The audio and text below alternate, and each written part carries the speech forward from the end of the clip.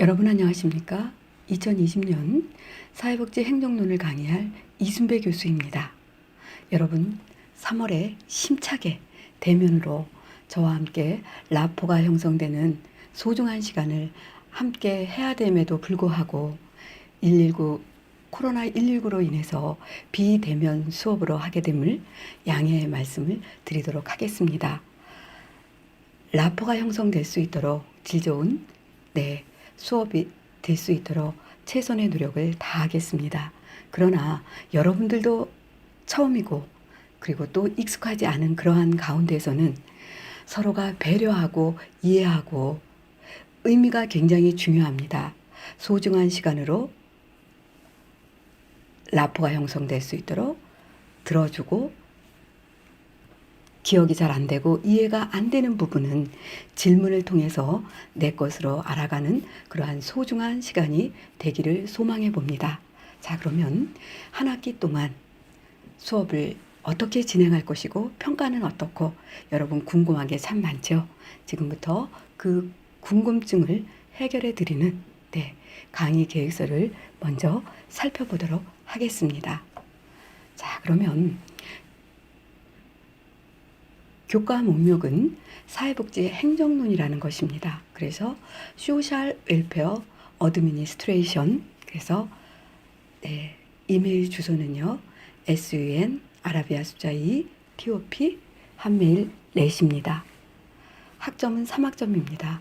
휴대전화는요 010-3730-0407입니다. 여러분들이 궁금하고 또 이해가 잘 안 가는 부분은 언제든지 질문을 해주시면 친절하게 안내해 드리도록 하겠습니다. 경력사항은 강의 계획서에 있는 것을 참조해 주시고요. 사회복지 행정론의 강의 계획에 대해서 강좌 계획에 대해서 한번 살펴보도록 하겠습니다. 본 교과목은요. 사회복지 환경의 변화로 인한 사회복지 행정의 중요성을 인식해야 하고요.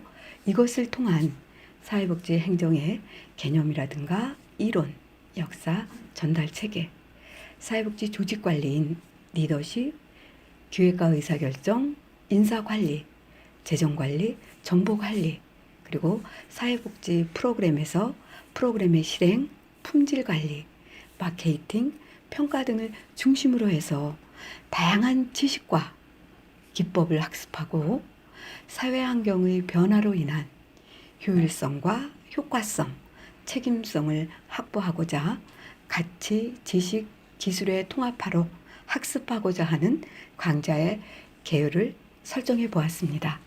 다음은 사회복지 행정론의 수업 목표에 대해서 살펴보도록 하겠습니다. 첫 번째로는요, 사회복지 행정론의 기본 개념과 이론, 역사를 이해하여 현장에서 활용할 수 있다입니다. 두 번째는요, 사회복지 조직관리인 구조와 유형, 환경과 분화, 전달 체계에 관련된 이론을 이해하고 설명할 수 있다입니다.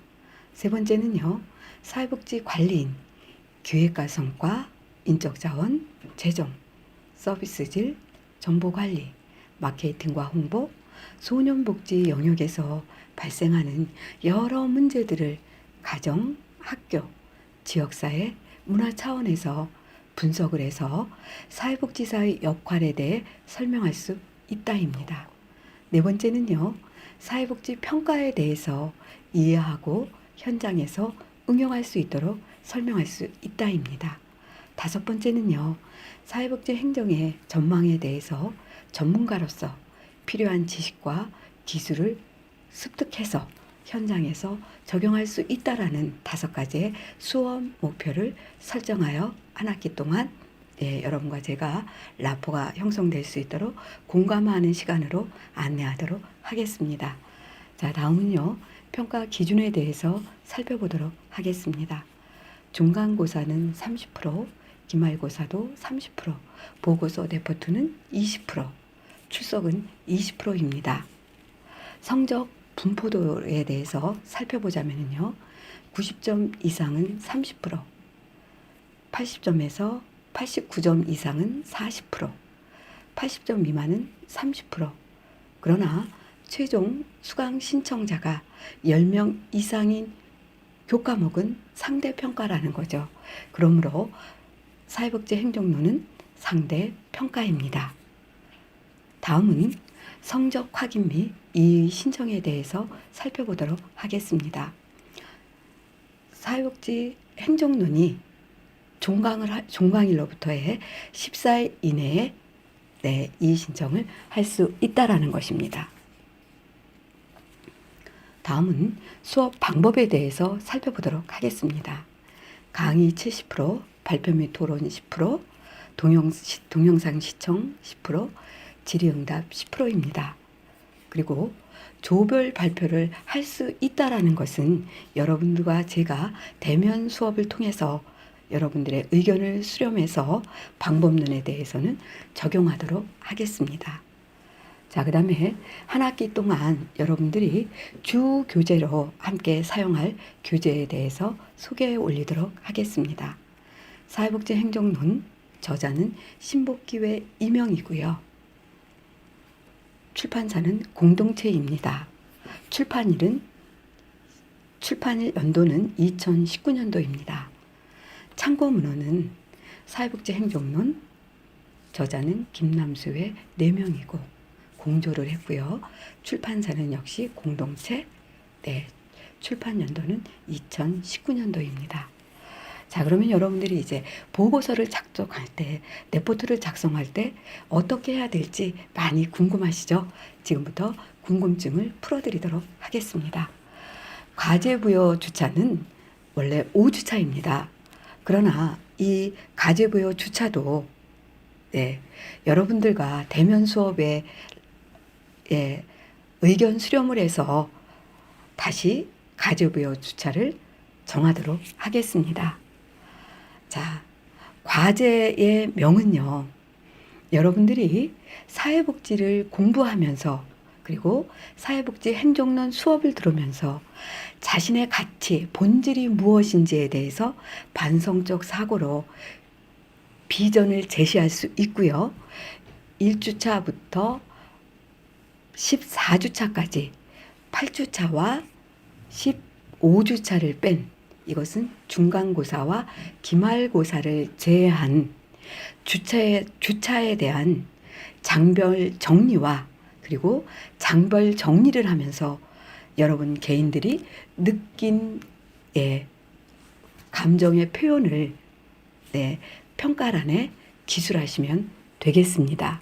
그래서 이 레포트는 PPT로 내셔도 되고 아니면 아래 한글로 내셔도 되고 이것은 선택의 기회를 학습자 여러분들에게 드리도록 하겠습니다. 그리고 또 한 가지는 여러분들이 조별 과제를 할 것이냐 아니면 개인 과제를 할 것이냐 이것도 여러분들의 의견을 수렴해서 대면 수업 때 다시 한번 공감하는 시간을 가지고 보고서에 대한 이 문제의 사항은 다시 한번 의견을 수렴하는 시간으로 안내하도록 하겠습니다.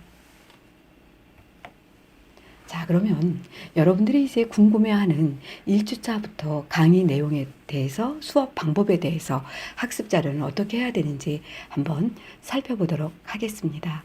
1주차의 강의 제목은요, 지금까지 제가 설명해 드리는 오리엔테이션, 교과 과제, 그리고 사회복지 행정의 이론적 기초, 강의 주제는 사회복지 행정의 개념에 대해서, 그리고 강의 세부 내용은 사회복지 행정의 필요성, 정의, 특성에 대해서 제가 강의를 중심으로 해서 교재 및 PPT를 학습 자료로 활용하도록 하겠습니다. 2주차는요, 강의 제목은 사회복지 행정의 이론적 기초로서, 강의 주제는 사회복지 행정의 이념과 책임성, 강의 세부 내용은요, 이념, 사회복지 행정가의 지식과 기술, 책임성에 대해서, 그리고 3주차의 강의 제목은요, 사회복지 행정의 이론과 기초, 강의 주제는요, 사회복지 행정의 발달. 그래서 강의 세부 내용은 정부 수립 이전과 제6공화국 전후의 사회복지 행정의 발달에 대해서 저와 여러분들이 함께 살펴보는 시간을 가져보도록 하겠습니다. 4주차는요, 강의 제목은요, 사회복지 행정의 이론적 기초에서 강의 주제는 사회복지 행정의 조직 이론에 대해서, 그래서 강의 세부 내용은 전통적인 조직 이론과 현대적인 조직 이론에 대해서 한번 살펴보고요. 강의를 중심으로 하되 여러분들의 이해도를 돕기 위해서 시청과 교육을 함께 시청하도록 하겠습니다. 5주차는요. 강의 제목은요. 사회복지 조직에 대해서, 강의 주제는 사회복지 조직의 구조와 유형에 대해서, 강의 세부 내용은요. 개념, 목표의 변화, 조직관리, 조직구조, 유형 등에 대해서 저와 여러분들이 함께 살펴보는 시간을 가져보도록 하겠습니다. 그리고 여러분과 함께 또 경험 중심의 교육과정을 통해서 여러분들과 함께 의견을 나누는 팀치팅을 통해서 이해도를 돕도록 하겠습니다. 6주차는요. 강의 제목은 사회복지 조직, 그리고 강의 주제는 사회복지 조직의 환경과 문화, 강의의 세부 내용은 환경, 조직 문화. 그래서 수업 방법은 강의 중심에 또 발표를 할 수 있으면 발표와 교재 및 PPT를 활용하도록 하겠습니다. 7주차는요. 강의 제목은 사회복지 조직, 강의 주제는요. 사회복지 서비스 전달 체계, 강의 세부 내용은요. 전달 체계의 중요성과 원칙, 개선, 전략에 대해서, 실태 등에 대해서 라포가 형성되는 시간을 가져보도록 하겠습니다. 자, 8주차는요. 강의 제목은 사회복지 관리에서, 강의 주제는 기획과 성과관리, 강의 세부 내용은 기획과 성과관리에 대해서 살펴보고요.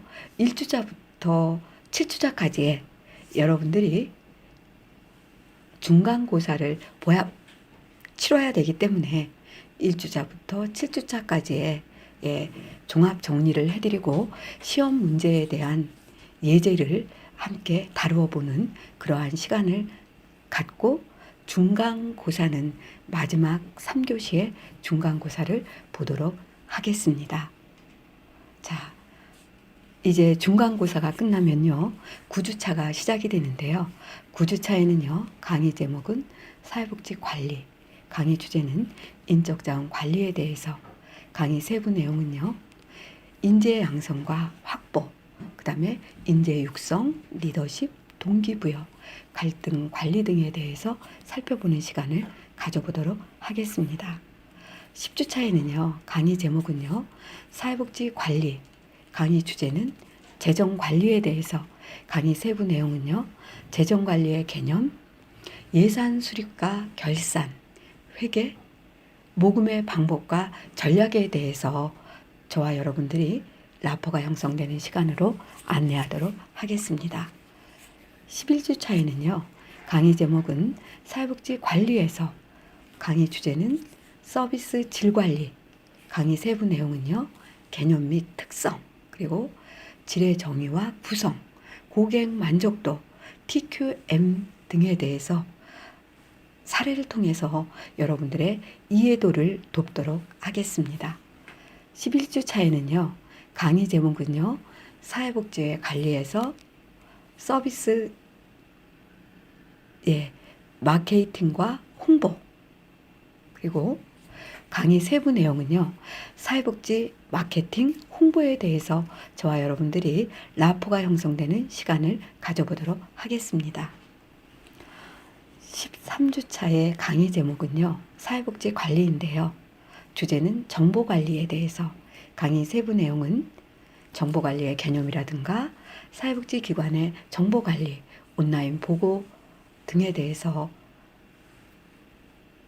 사례를 가지고 함께 라포가 형성되는 시간을 가져보도록 하겠습니다. 14주차에는요. 강의 제목은 사회복지 평가, 강의 주제는 사회복지 시설 평가와 프로그램 평가, 사회복지 행정의 전망에 대해서, 그리고 강의 세부 내용은 평가의 정의와 유형, 그리고 사회복지 시설의 평가 등에 대해서 살펴보도록 하겠습니다.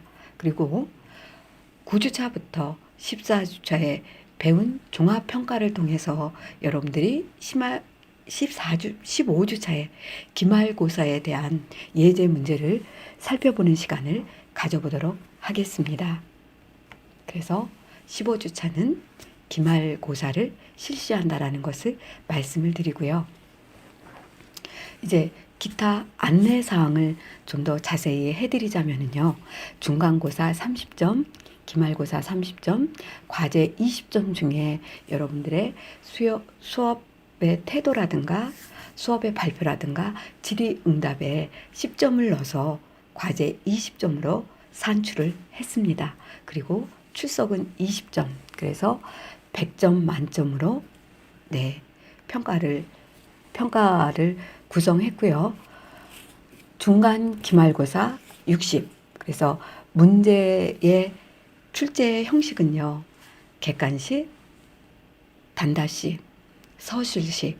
이 서술식은 여러분들의 평가를 통해서 생각하고 있는 창의적인 표현을 기술하시면 되겠습니다. 또한 이제 출석이 또 굉장히 또 궁금하시잖아요. 20% 이상 초과시 될 때는 결석이 되면은 성적과 관계없이 여러분들이 과락 처리를 한다라는 거. 그래서 여러분들이 지각 3회인 경우에 결석 1시간으로 산출할 수 있고요. 그래서 이것은 3교시 과목이기 3학점이기 때문에 결석일에는 결석 3시간이 됩니다. 그리고 지각 3회는 결석 1시간, 그리고 결석이 과락 기준은 9시간 이상의 수업을 듣지 않았을 때에는 어떻다? 과락이 된다라는 것입니다. 요 출석에 관한 사항들은요. 다시 한번 대면 수업을 할 때 제가 친절하게 안내해 드리도록 하겠습니다. 자, 그래서 작성 요령은 여러분들이 다시 한번 살펴보시면 되고요. 그 강의 계획상의 과제물의 주점이 부여 주차를 반드시 대면 수업에 여러분들과 함께 상의해서 결정할 것을 다시 한번 말씀드리도록 하겠습니다. 자, 그러면 저에 대한 소개를 간략하게 해드리도록 하겠습니다. 저는 강원대학교 대학원의 행정학의 사회복지학 박사를 취득을 하고 또 많은 사람들과 대면 수업을 통해서 정말 인간의 심리를 이해하는 것, 사람을 이해한다라는 것은 인간은 모두 개별화이기 때문에 모두 다 같은 생각을 가지고 있는 사람을 만나기가 극히 어렵다라는 것입니다. 그래서 그러한 것들을 해소하기 위해서 대한신학대학원대학교에서 철학 박사인 상담심리 치료학을 전공했습니다. 주요 경력은 보시는 바와 같고요. 현재는 협성대학교 대학원에서 박사과정과 대한신학대학원대학교에서 박사과정의 학생들을 가리키고 있고요. 현재는 한국보육교사교육원의 교학처장과 원장을 겸임하고 있습니다. 저서는 현대인에게 활력을 주는 레크레이션 공조를 단독 저자를 통해서 보시는 바와 같이 그의 다수의 책들을 연구하고 분석해서 가리키고 있는 수업의 교재로 활용하고 있습니다. 그리고 학자는 연구를 해야 되기 때문에 아래와 같이 리더십과 상황 변수와의 적합성이 부하의 기대 지각 상태에 미치는 연구, 그래서 사회복지 연구 학회에 등재를 했고요. 쭉 이렇게 여러분들이 논문은 참조해 주시면 되겠습니다. 자, 그러면 컨텐츠 목차인 첫 번째 사회복지 행정의 필요성, 두 번째 사회복지 행정의 정의, 세 번째 사회복지 행정의 특징에 대해서 살펴보는 시간을 가져보도록 하겠습니다. 자, 그러면 여러분, 사회복지의 행정에 대해서 살펴보자면요. 혼란스러운 조직 상태의 극복에 대해서 한번 살펴보도록 하겠습니다. 자, 사회복지 행정이라는 것은요, 우리가 이제 현대 사회에 접어들면서 조직적인 활동으로 인식되고 발전하고 있다라는 것입니다. 그래서 그 이유는 뭘까요? 예, 사회복지 서비스의 욕구의 충족이 개개인의 노력도 중요하지만 그 조직을 통한 집합적인 노력이 필요하기 때문에 현대사회는 조직 사회로 인식되는 과정에서 행정의 중요성이 강조되고 있다라는 것입니다. 자, 그래서 이제 사회복지 행정이 존재하지 않는다면 첫 번째로 사회복지사와 클라이언트는 자기 마음대로 나타나거나 사라져 버릴 것이다. 자, 지금은 4차 산업혁명 시대와 인공 시대를 겪고 있다라는 것입니다. 그래서 인간은 기본적으로 이기적인 것을 가지고 있고 그리고 사회적 동물이라는 것입니다. 그래서 사회복지사는 불규칙적으로 자신의 업무를 결정하고 다른 전문가나 직원들의 활동과 어떠한 유기적인 관계도 없이 일을 해나갈 것이라는 것입니다. 또한 사회복지사는 자신의 활동으로 나타난 업무 결과에 대해서 책임지려 하지 않을 것이라는 거죠. 4번은 그 누구도 지역사회 내의 기관의 역할에 대해 알지 못할 것이며 미래의 비전에 대해서도 관심을 갖지 않을 것이라는 거죠. 그래서 제가 여러분들에게 내가 누구인지 자기 인식과 미래의 비전은 어떠한 것을 갖고 있는지 과제를 하면서 자신을 한번 되돌아보는 그리고 삶의 질을 높일 수 있기 위해서 비전을 제시해보는 그러한 시간을 여러분들에게 안내해 드렸던 것입니다. 사회복지기관의 종사자들은요, 서로 정보를 나누려 하지도 않고 있다는 거죠. 또한 사회복지기관 종사자들에 대한 분명한 역할 기대도 없고요. 모든 결정은 일방적으로 이루어질 것이고 7번째, 7번은요. 지식과 기술을 향상시키도록 지원하는 어떤 방법도 진행되지 않을 것이라는 것입니다. 8번은요. 사회복지기관 종사자들 사이에 아무런 가업의 위임도 이루어지지 않을 것이라는 것입니다. 자, 그러면 사회복지 행정의 필요성에서 두 번째로 공식 조직에 의한 활동에 대해서 살펴보도록 하겠습니다. 우리는요, 모임의 단체를 공식적인 모임과 비공식적인 모임으로 두 가지로 나눈다라는 것입니다. 그래서 공식적인 기관이라는 것은 조직을 통한 지속적이고 체계적인 활동이 현대사회 복지에서는 공식적인 기관에 의한 활동이라고 본다라는 것입니다. 그러면 비공식적이라는 것은 자신의 삶의 질을 위해서 축구의 동호회라든가 테니스 동호회라든가 아니면은 산악회라든가 에어로빅 모임이라든가 이러한 것들은 비공식적인 모임이라고 볼 수가 있습니다. 조직은 서비스 전달의 중요한 도구이자 사회복지사의 지식과 기술을 향상하고 직무 만족을 지원하는 역할 수행과 기관의 조직 구조나 재정, 인재 양성 등은 질 높은 서비스를 제공하는 데 있어서 직접적이고 간접적인 영향을 미칩니다. 또한 행정의 기술과 가정 이해는 필수라는 것입니다. 그래서 사회복지 기관의 결정과 그 결과를 살펴보자면요. 사회복지 조직은 누가 어떤 서비스를 누구에게 어떻게 얼마 동안 어느 정도의 비용을 들여서 제공할 것인지를 결정한다라는 것입니다. 그래서 조직의 결정은 사회복지사와 클라이언트 사이에 일어날 수 있는 사항에 대해 많은 영향을 미치게 된다라는 것입니다. 자, 그러면 사회복지 행정의 필요성에서 미션, 비전, 목표, 관리에 대해서 살펴보도록 하겠습니다. 이것은 뭘까요, 여러분? 기술에 해당되겠습니다. 우리가 미션이라는 것은요, 목적과 원칙, 기본 이념이고요. 비전은 미래의 구상, 비전 실현을 위한 장기 전략이 필요하다라는 것입니다. 목표는요, 비전을 더욱 구체화하고 세부적인 목표를 통해서 이용자를 만족시키고 그들의 성장에 기여할 수 있는 복지기관은 미션과 비전, 목표 등이 종사자들 사이에 공유하게 된다라는 거죠.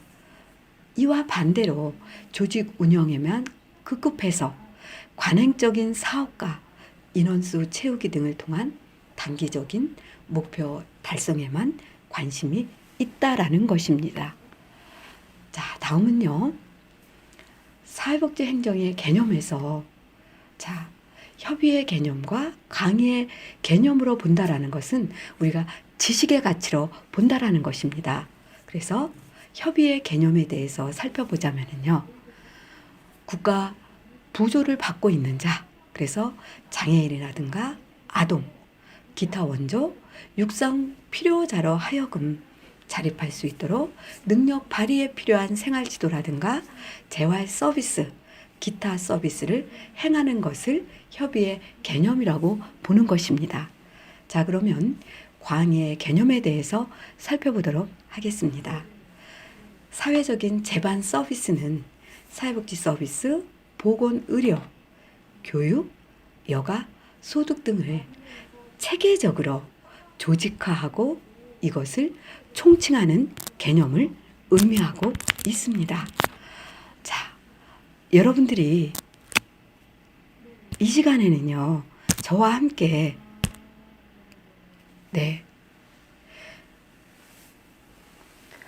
강의 계획서에 대해서, 그리고 교재는 어떻고 수업 방식은 어떻고, 그리고 사회복지의 개념에 대해서 살펴보는 시간을 가졌습니다.